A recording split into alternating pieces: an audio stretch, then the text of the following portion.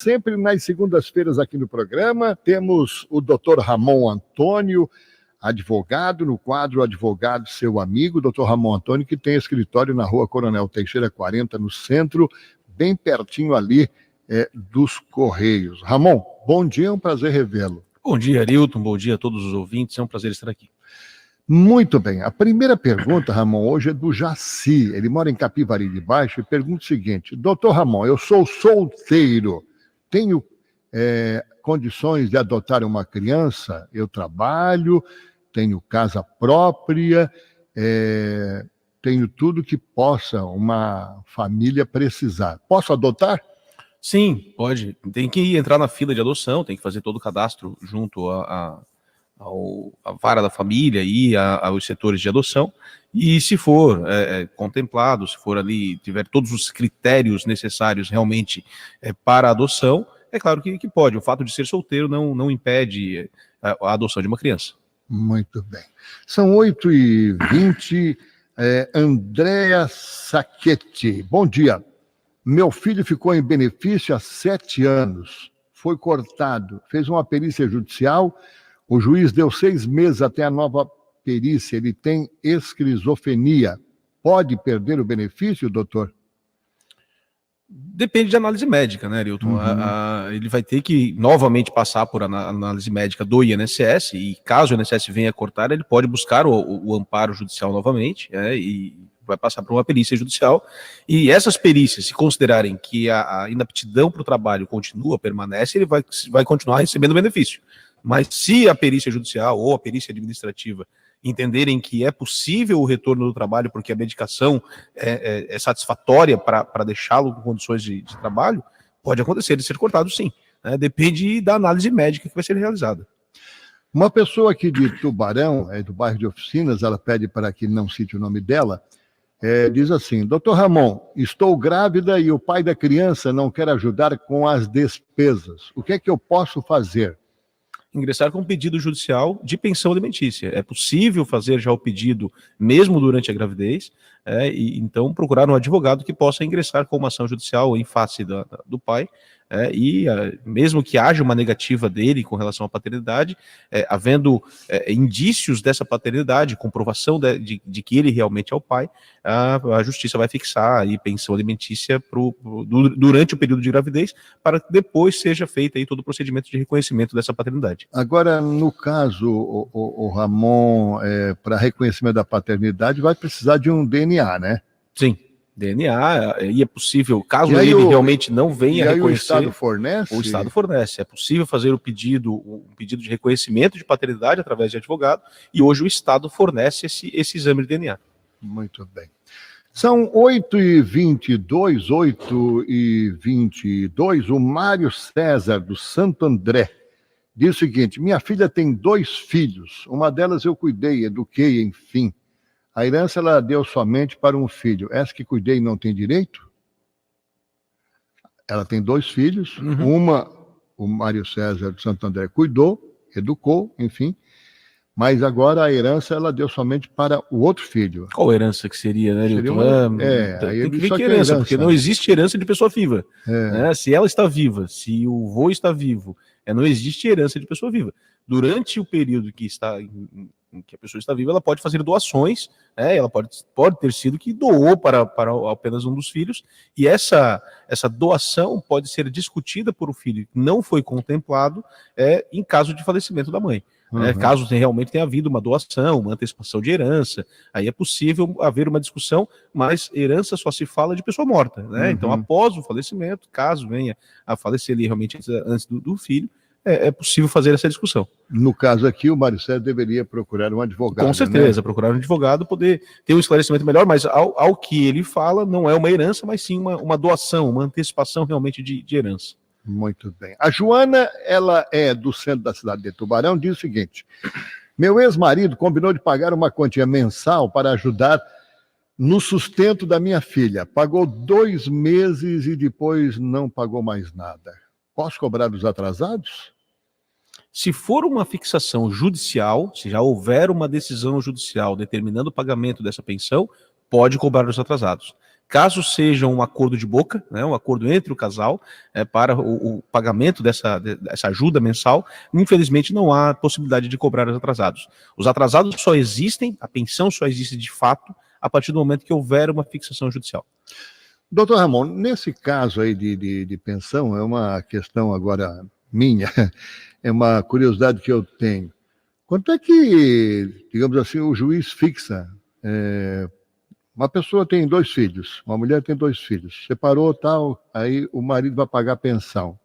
Há um limite, como é que o juiz fixa o tipo de pensão? Não há um limite, né? Não há nenhum piso, nenhum teto. Né? Mas a prudência e normalmente o valor é fixado num limite de 30%. Isso é por prudência. Tem casos que ultrapassam esse 30%.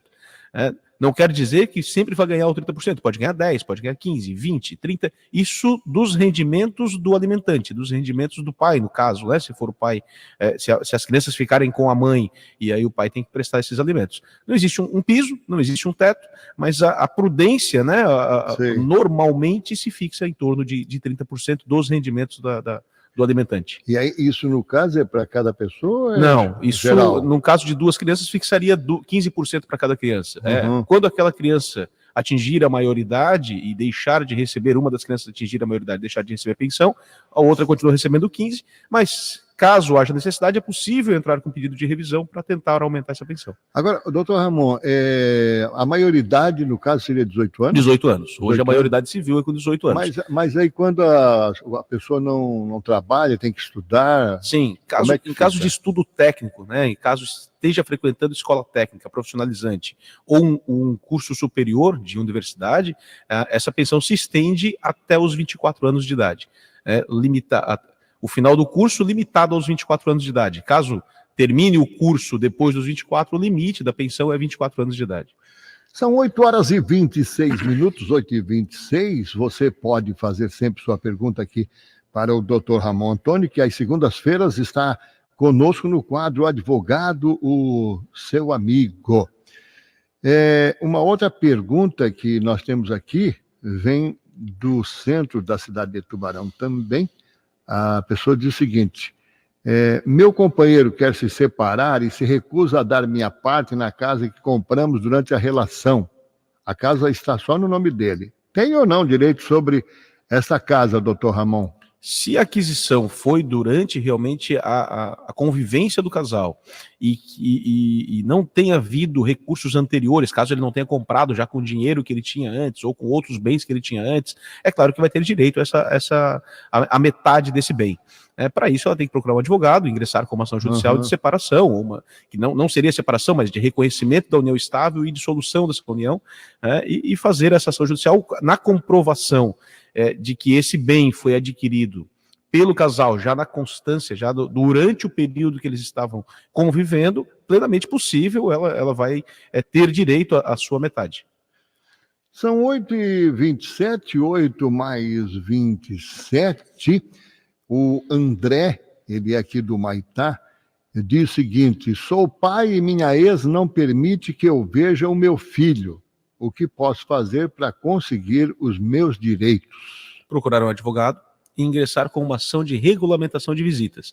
Plenamente possível, vai fazer esse pedido judicial para que as suas visitas sejam regulamentadas, sejam deferidas pelo judiciário, e aí sim, a partir do momento que ele tiver visitas regulares, já regulamentadas pelo Poder Judiciário, ele inclusive vai poder aí movimentar novamente esse poder em caso a mãe venha a se negar a permitir ele de visitar a criança, visitar o filho, naquela regulamentação da Justiça. 8h28, a Andresa pergunta aqui também o seguinte: doutor Ramon, como é que fica a questão da previdência para funcionário público que seja estatutário? Teremos que trabalhar mais? Não teremos mais o direito de aposento por insalubridade? Não teremos o FGTS para receber? Isso pode? Estatutário já não tem FGTS, né, Arilton? E a questão hoje, da forma que está sendo escrita a reforma da Previdência, só vai atingir o funcionário público federal. Os funcionários públicos dos estados, os funcionários públicos dos municípios que tenham um regime próprio, o município de Tubarão, no caso, não tem um regime próprio de Previdência, e os municípios do entorno de Tubarão não têm um regime próprio de Previdência, eles dependem do INSS. Então, a legislação que vai ser aplicada para esses casos é a legislação do INSS, aqui para a nossa região, né? E mesmo sendo estatutário, ele é vinculado ao INSS. A mudança que teve para o funcionário público federal é a questão de idade mínima, é a questão de esse caso de insalubridade, de atividades especiais, vão continuar sendo permitidas também para o funcionário público federal, assim como também para o funcionário público de município e de estado que estejam vinculados ao INSS, né? No estado de Santa Catarina, o funcionário público do estado de Santa Catarina, ele tem um regime próprio de previdência e, por enquanto, não vai ser atingido por essa reforma, mas, é claro, caso realmente não haja uma alteração lá no Senado para que o Estado integre essa reforma da Previdência que está sendo feita agora, muito provavelmente vai ser feita uma alteração nas leis estaduais, aí também fazendo essas alterações. Mas hoje, no caso específico dela, se for realmente da nossa região, então um funcionário público de algum dos municípios daqui vai estar vinculado ao INSS, vai ter uma mudança ali, questão de idade, questão de pontuação, algumas coisas com relação a um período de pedágio, a um período de transição, que isso pode vir a realmente atingir, mas a atividade especial também vai ser guarnecida, sem problema algum. O que não vai poder fazer caso não venha se aposentar na atividade especial, aquela de 25 anos de insalubridade, mas quiser aproveitar uma parte dessa insalubridade para uma aposentadoria comum, só vai poder aproveitar essa insalubridade até a data da alteração da reforma da Previdência. Então, algumas mudanças que aconteceu, e claro, caso específico teria que procurar um advogado e poder verificar aí qual vai ser a alteração e qual vai ser o impacto dessa alteração na vida dessa pessoa. Já que falamos na Previdência, parece que ela vai entrar na segunda votação essa semana, sim, né? Torcemos para que isso aconteça, porque depois tem do Senado, né? E do jeito que as coisas andam no Brasil... A previsão é que até final de setembro, outubro ali, ela esteja totalmente aprovada. Ô Ramon, todo servidor estatutário, ele não tem fundo de garantia.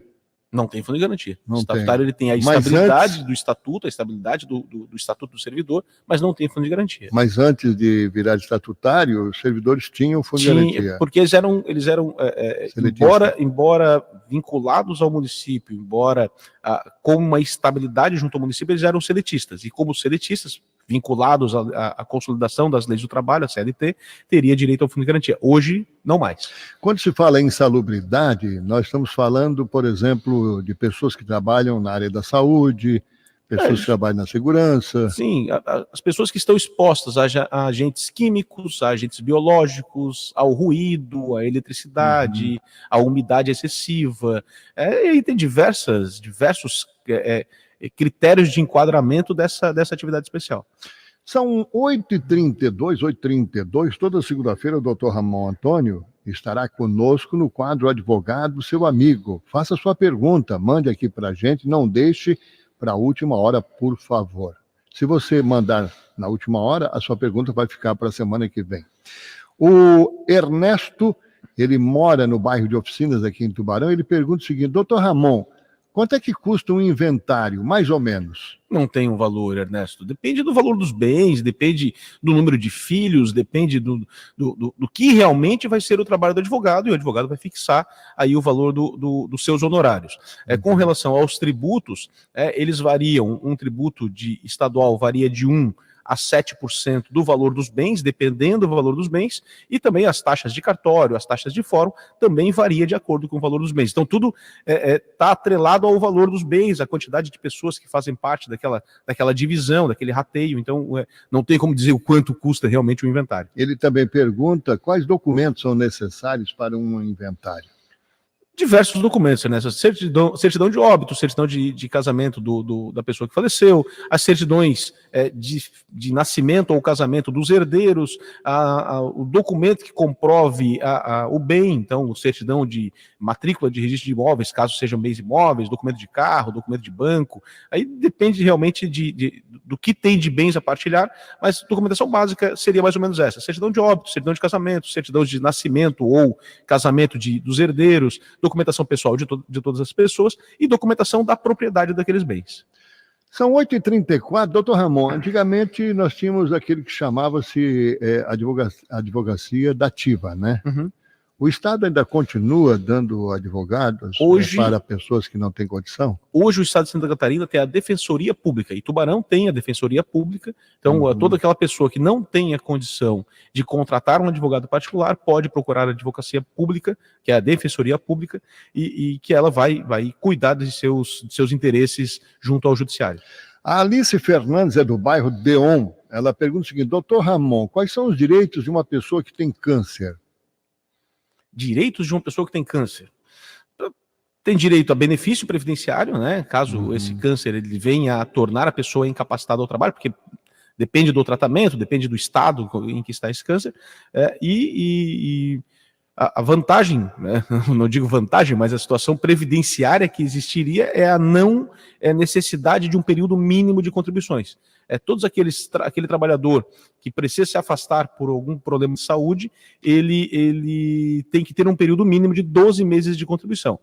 O câncer, no caso, não há necessidade desse período mínimo. Havendo uma única contribuição, tendo vinculação previdenciária junto ao INSS, vai ter direito ao benefício previdenciário. O José Valentim, ele não disse aqui onde mora, ele coloca o seguinte: doutor Ramon, aluguei minha casa para um cidadão que ficou me devendo 4 meses de aluguel, contas de água e luz. O contrato foi só verbal, não tem nada que possa comprovar, a não ser os vizinhos. Já tentei várias vezes fazer um acordo para ele pagar um pouquinho por mês, mas ele não está cumprindo o acordo. Já cheguei a ameaçá-lo em fazer denúncia nas redes sociais, mas acho que isso não é permitido. A dívida passa de R$2.000. Lembrando que o cidadão está cumprindo prisão domiciliar. Isso pode complicar ainda mais a vida dele? Preciso de uma orientação, diz o José Valentim. José, é bom procurar um advogado para que veja a tua situação específica, mas assim, contrato verbal plenamente possível, tem que comprovar a existência do verbal, a existência do contrato, ainda que ele seja verbal. O fato de ele estar preso domiciliar não voga em nada nessa situação toda. A questão de cobrança de aluguel tem que entrar com uma ação judicial, então vou ter que procurar um advogado realmente para que possa ingressar com uma ação judicial de cobrança. E tinha uma outra situação que... A rede social. A rede social não faz isso, porque ao invés de ele ficar te devendo, ele pode ingressar com uma ação judicial de dano moral. Eu ia dizer, aí quem vai ficar devendo é ele. Isso, e aí o José vai passar a dever aí ao seu locatário. Então não faça isso em hipótese alguma, porque manchar a imagem da pessoa, ainda que ela esteja lhe devendo, né, vai fazer com que ele possa ingressar com uma ação judicial de dano moral. A Vanusa Farias é do centro. Doutor Ramon, eu criei uma neta até os 6 anos. E quando vou chamar a atenção da minha filha por alguma coisa, ela proíbe de eu ver a menina. Tem como eu entrar com alguma ação para ter direitos de ver a minha netinha? Sim, é plenamente possível fazer também uma regulamentação de visita. Ela pode procurar um advogado, ingressar com uma ação judicial, pedindo que seja regulamentado as visitas da avó em relação à neta, e plenamente possível essa regulamentação. E caso a filha se negue, aí todos os critérios e requisitos ali serão analisados pelo judiciário e fará com que a visita seja forçada, se for o caso. Eu fico às vezes aqui pensando com meus botões, né? O que faz uma filha, né, a levar ela a não deixar a mãe ver a netinha, né? O negócio hoje que eu até estou procurando aqui no meu celular um negócio que me mandaram. Eu acho legal, porque a gente recebe muita coisa, né, Ramon? A mãe proibir o pai de ver a criança, ou o pai proibir a mãe de ver a criança, os avós, isso hoje tem uma figura chamada alienação parental. Caso a mãe faça terrorismo com relação à imagem do pai, fazendo com que a criança não goste do pai, ou o pai faça esse terrorismo em relação à mãe, fazendo com que ela não goste da mãe ou dos avós, isso se chama alienação parental, e hoje existe processo judicial para evitar e resolver esse tipo de problema. Então, nesses casos específicos, não dá de se falar que há uma alienação parental, porque a gente não sabe o caso concreto, mas é possível entrar sim com uma ação de regulamentação de visita. E nesse caso aqui do José Valentim, que alugou a casa dele para o cidadão, né?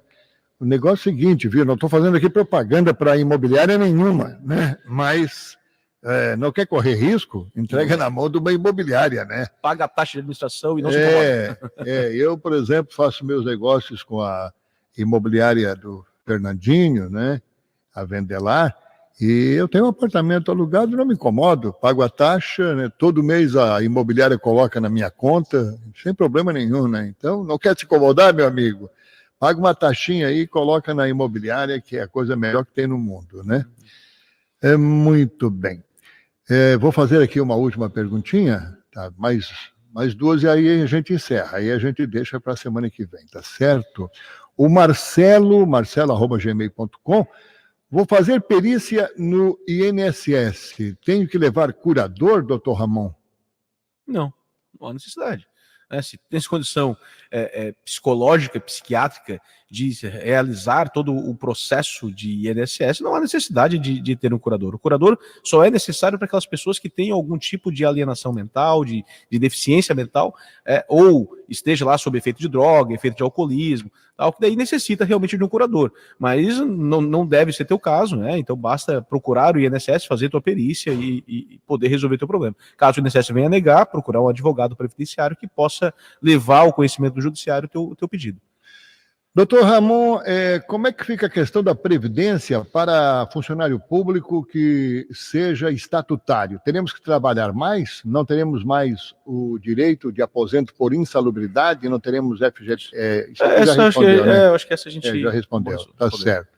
O Paulo Roberto Monteiro, do bairro Humaitá de Cima. Estou aposentado por invalidez há 5 anos. Tem como fazer uma revisão do meu salário? Como é que eu faço, doutor?